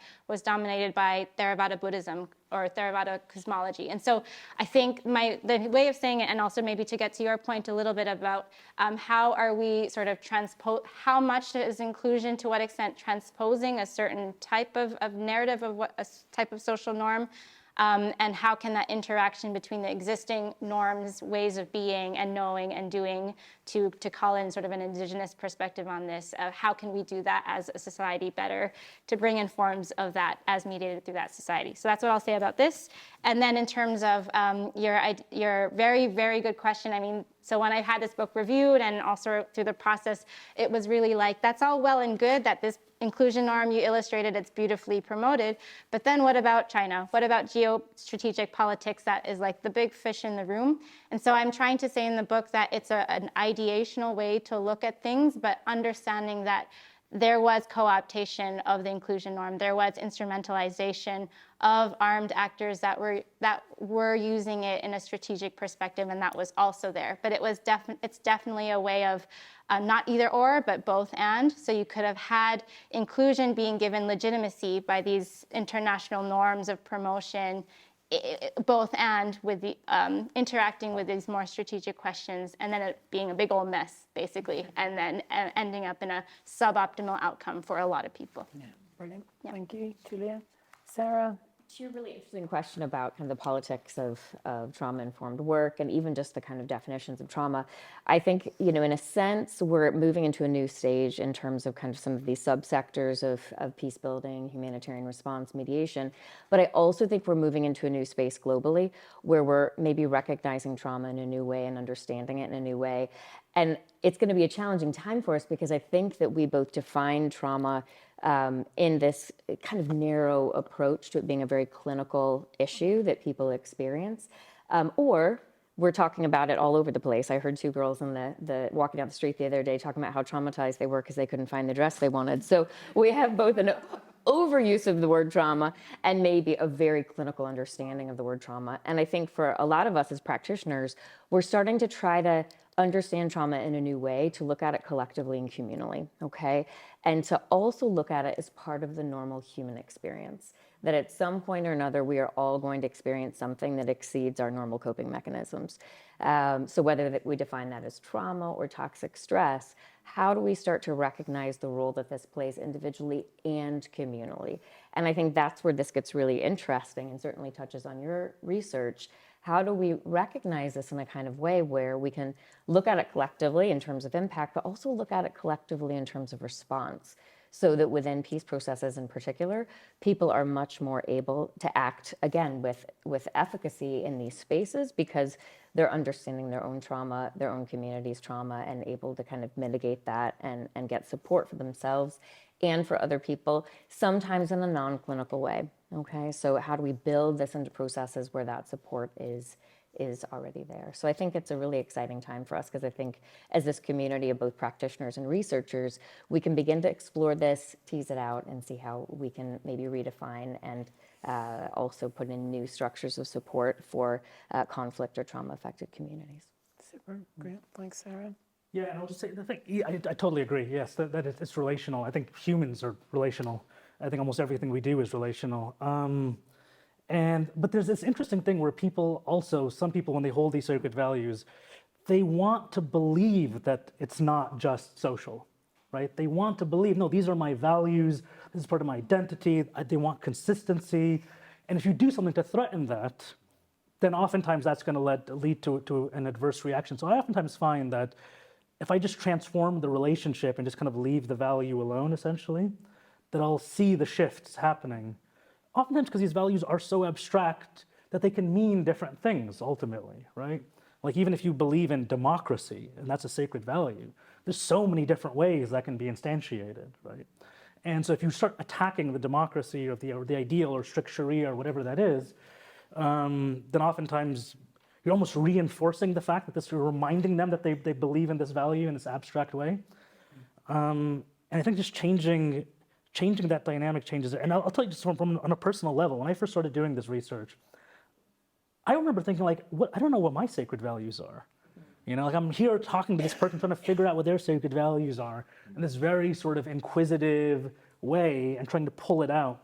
And I was probably transforming the dynamic that I was having with these people because of the way in which I was approaching the conversation. So we talk a little bit about arts. I'll reveal something about my past life. So before I went into any of this work, I was a professional actor off-Broadway. I was an off-Broadway actor. And then it was an anthropologist who actually had seen me on stage who basically years later, essentially said, hey, do you want to travel the world with me and meet members of terrorist groups and interview them? Because he believed that there was something in my acting background that could be actually useful for this research. And at the time, I didn't really know what it was. And I think I falsely thought it was something that I thought it was, actors have this ability to have very, very high empathy while having 0% sympathy. Right? We have to be able to play pedophiles, terrorists, horrible people, and we have to be able to completely empathize with that character while portraying them. But in no way does that affect our sympathy whatsoever. So I thought I could come into these conversations, situations, just coming in with so much empathy. And when I realized that actually burnt me out, right? Because it was affecting me personally. I was simulating all these people that I had talked to and all their adverse childhood experiences and everything. And then so I started to go do more, to go to like Buddhist meditation retreats, etc., as part of my own healing process to try to get over all this anxiety and stress that I was building into my life. And it was the Buddhist monks who started telling me, to switch from empathy to compassion. And I later then discovered neuroscience research actually showing that empathy is very related to the sense of self, whereas compassion is related to others. And you don't have compassionate burnout in the way you have empathetic burnout. And so when I switched to compassion, actually, I was able to go back into the field and do all this work. And not only was I able to do it longer and healthier for myself, but I noticed that my way of being was transformed in those conversations when I was approaching it with compassion rather than empathy. And that changed the entire conversation. And I unwittingly became a practitioner. I didn't want to be a practitioner, but then after I would do these interviews, people would then reach out to me afterwards, because then they started to realize maybe I don't want to be in this group much longer. And then I started continuing a long line of communication with them. And in some cases, they did end up exiting as a result of that. Wow. That's really interesting. I wonder, Enda, how do you, so thinking about this and the trauma-informed then, will your new immersive conflict resolution training, like how do we support people in that? Because I completely, we've all been on great training programs and you walk out the door and you kind of almost forget. Yeah. And it's not, as a trainer, hopefully, it's not because the training wasn't good, but it's how do we do this? And then how do we take our experiences that we've had and move to compassion? Which would be really helpful. And then how do you measure that? And Yeah, really interesting. So maybe a couple of thoughts, just quickly in the Rosenberg one as well. We think nonviolent communication is such a useful tool strategy. We actually took it out of this because of time, but we're hoping to put it into later training sessions. And we have one of our trainers, I've just noticed, making eye contact behind me as well, absolutely. So so I do think it's important, again, time for us. To your point, Lisa, I think for me, that was one of the really interesting things of bringing the medical school on board. Yes. Particularly Jerry's work and his team's work around psychological safety. Yeah. And I know that's a big terminology, come from work at Google in the last 10 years in the corporate world, but actually in their work, and to Sarah's point around the importance of psychological safety from a trauma-informed perspective, even the Pearls medical debrief model that we're now using, compared to what we used to do, kind of takes that on board as well, and those nuances that we're trying to pick up from the medical world going, people have been doing some of this better than I think maybe we have been, in the work that we've done. And then how do we add that together? And the measurement of it, the traditional stuff at the minute, around questionnaires and all the normal stuff, but we are looking to do some more of the biological measurement of it. Okay. But again, the challenge for us in that is the complexities and the money. So yes, in one sense you can do heart rate, and then you get into the data and you realize my heart rate compared to your heart rate, if I'm teaching you how to listen better, it can be very different. And then you scale that up. Yeah. But then actually it's the, fMRI scanners, it's the blood sampling, it's to do that really well. That's where we hope to go, but the money involved in that as well, Of course. I'm not sure. Oh, we have one, yeah.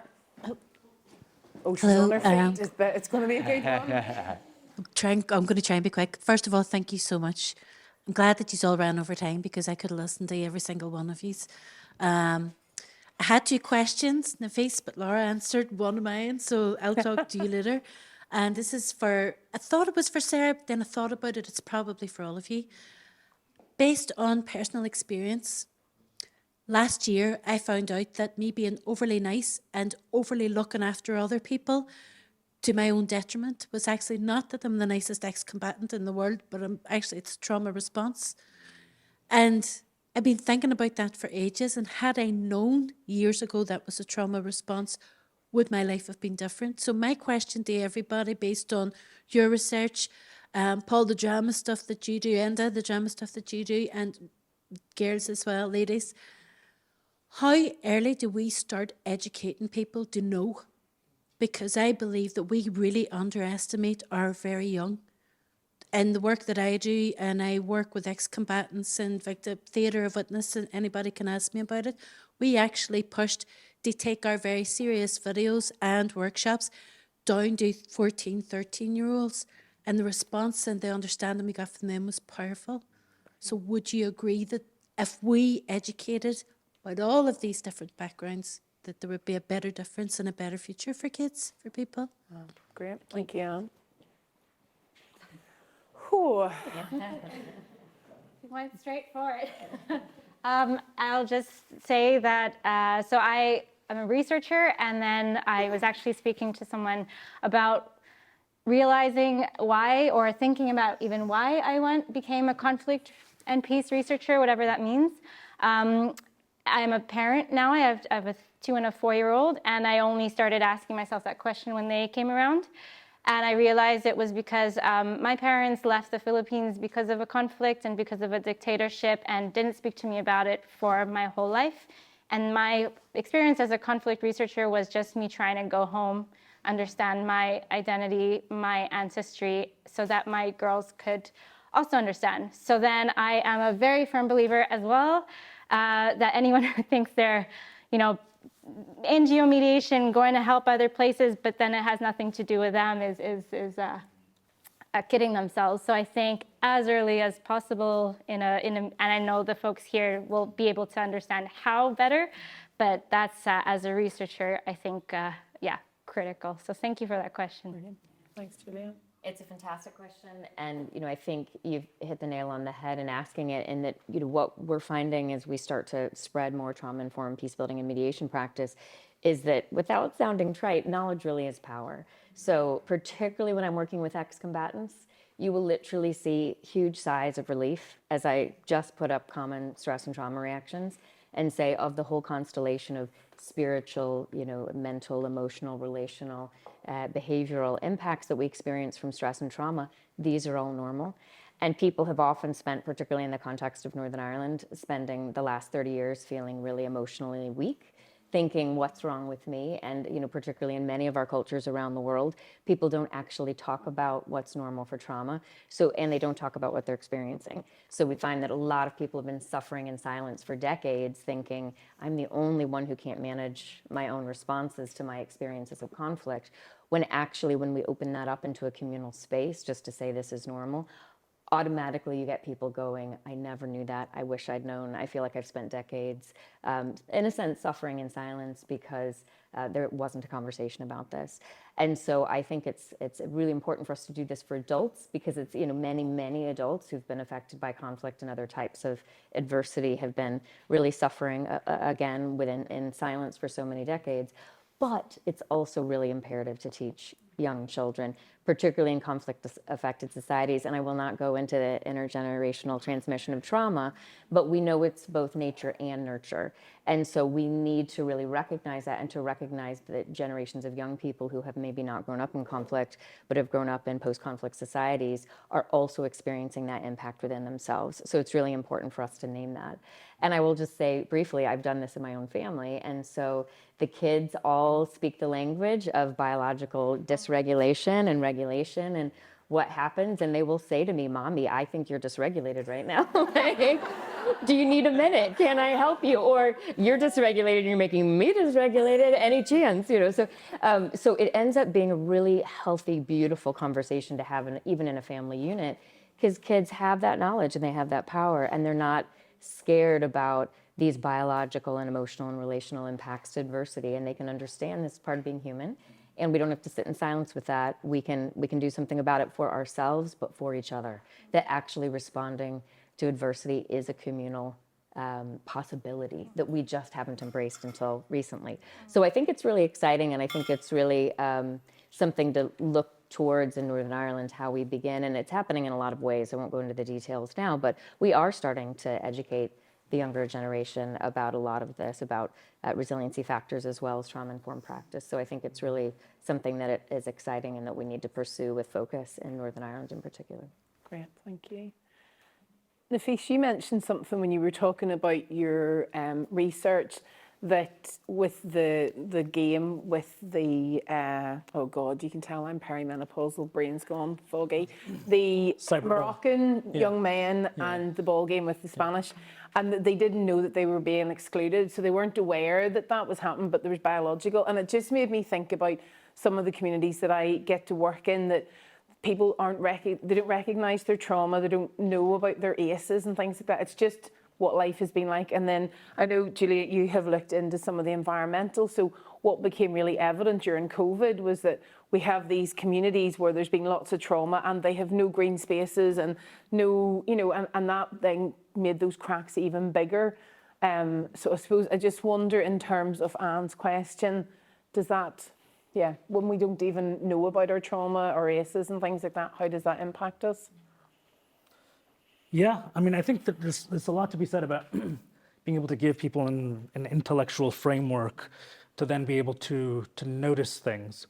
I guess I just have a slight worry sometimes from some things that I've seen, where I'm also worried that we sometimes bring too much of a Western perspective into certain areas. Like the project that I run at King's College London, you know, we do a lot of research in South Sudan, and the way they talk about mental health is very different. You know, they'll talk about personhood, they'll talk about stuckness. That's like a concept people will talk about.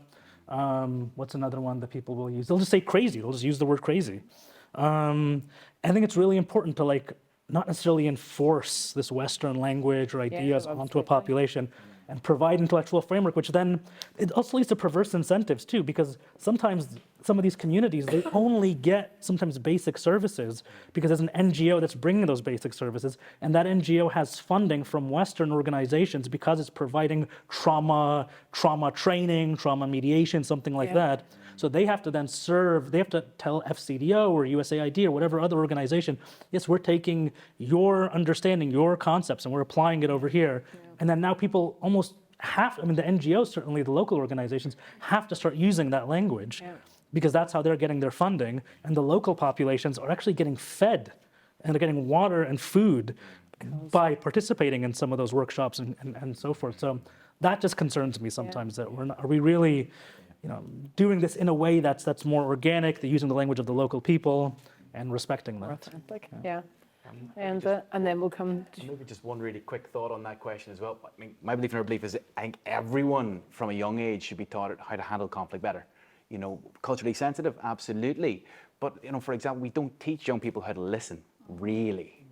We don't teach, I would like for kids to leave, not just in a peer mediation, but also knowing their conflict style, knowing what different types of negotiation strategies they can adopt, whatever they do next, wherever they go, bearing in mind the cultural sensitivities of what those things mean. I often say to people, even in the workplace, and I think you should be, part of your onboarding in your first month, you should be taught, rudimental conflict resolution skills. But I would say that we sell those courses. But I think there's a really fundamental belief, and I love this. William Urey's book, newest book, was out last month, Possibility, and he talks about actually we need more conflict, not less, but we need more better conflict. And I think we need to change what we call it. I mean, fundamentally as well, and I'm going to say this, we need to change our perception of it. There's one thing, and we see this within schools, within organizations, you can go in and you can train a bunch of mediators, a bunch of peace builders, but if you don't change the perception of the tools and the perception of conflict, then you're in trouble. And the only way to change that perception is from a young age, in my opinion. Thank you. Shona? Thanks. Thanks, guys. My voice is going, so I will try, hopefully you can hear me. Just what you shared really resonated, and I think as a practitioner, as a facilitator, I often think about like, how do we disrupt? So I was really interested by like kind of like the innovative practice. So in what you were just saying, how do we do that? How do we disrupt? Rather than the kind of like Western repeating kind of colonial processes of bringing our language somewhere else. Like, do you have any advice on how we do that? Any of you? I guess that's my question. Super. Thank you, Shana. No, I'm probably going to disappoint. No, I don't have a great answer to that, because I mean, part of the problem is that it is so systemic. Right? It's like it's the whole financing structure of how this works. I guess if it's just as an individual person, I think the main thing is just listen to what the people are saying, listen to the language that they're using, and I think any sort of I think we'll have to like develop new practices, but it's gonna be led by the people themselves. And I think, yeah, it just has to come from a place of respect for their language and for their ideas. And, I guess as Westerners or whatever, like the people in the sort of power structures, how do you provide a facilitation for them to sort of use their own language to create their own intellectual framework to be able to then reflect and potentially heal? Yeah. Super, thank you. Yeah, Sarah? Pick up on that just really briefly. I think Nafis really touched on an important point there, which is that we can help people understand biology, and that is biology. I mean, irrespective of how we deal culturally with either stress and trauma responses or with resiliency factors, we have a biology that's very, very similar. So I think it's about facilitation. So I think it's about helping people understand some of the biology of stress response and how that's linked to adversity, both childhood and adult adversity, and then be part of facilitative conversations that allow people the space to make sense of that culturally for themselves.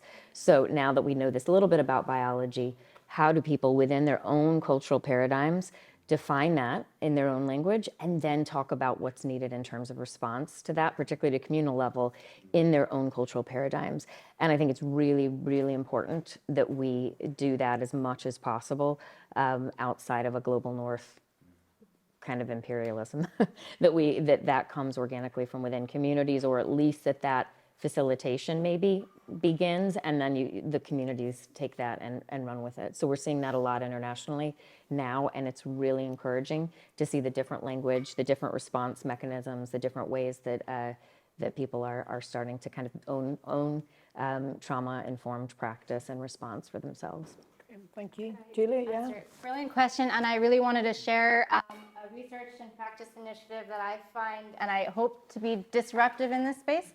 Over the last 3 years, so I was a postdoc at the University of Ottawa, which is in Canada, and after all of this experience, I thought I cannot no longer go around the world to places without looking at my own context. And so this was the context of Turtle Island, which is the First Nations Indigenous word. So the last 3 years, we've been trying to put together, with great challenges, and it's very politically sensitive, Indigenous and non-Indigenous scholar practitioners interested in what our different ways of knowing and being can actually teach each other, knowing that there's counterparts between common ground between narrative mediation and Indigenous forms of storytelling, safe spaces for dialogue, track 2 informal spaces. But couched within that was this very big elephant in the room of the coloniality of knowledge, right? And Indigenous knowledge in that context being disavowed for so long. So it was just this meta experience of also coming together of us as practitioners. And so now in terms of decentering Western knowledge of what's mediation, so my colleague and I got a grant to work on the Climate Change Indigenous Women's Agency in Turtle Island, and we're trying to bring these into very Western European peace-building spaces, and it's not been easy, but I think it's a time, it's coming, and the United States Institute of Peace just started an Indigenous Peace Buildings Network, and in terms of where it's going and what's being disruptive, I think I'm positively encouraged by this, but it's not easy. So No, yeah. it's not. And I suppose that is where the co-design comes from, isn't it? So it's not to say that we don't have great tools and skills that we can share with each other, but it's that co-creation, it's that co-design, and it's being respectful and having that kind of cultural element. I remember doing mediation training in Zimbabwe, and we were talking about room setup, and one of the guys was like, we do it under a tree, I'm not going to start moving a tree. And it was like, right, well, let's do it whatever way it works. This is how, and we explained the process of it. And then it was like, right, so actually, if it's confidential, if you got the shade, whatever the time of day, and let's do it. So it was that kind of idea of co-design, which I think is really important, but sharing those skills and things like that. I don't think anyone has any more burning questions. If you do, please grab the speakers over lunch. Can I just ask you to show our appreciation for our speakers from this morning's panel for their presentation? Brilliant.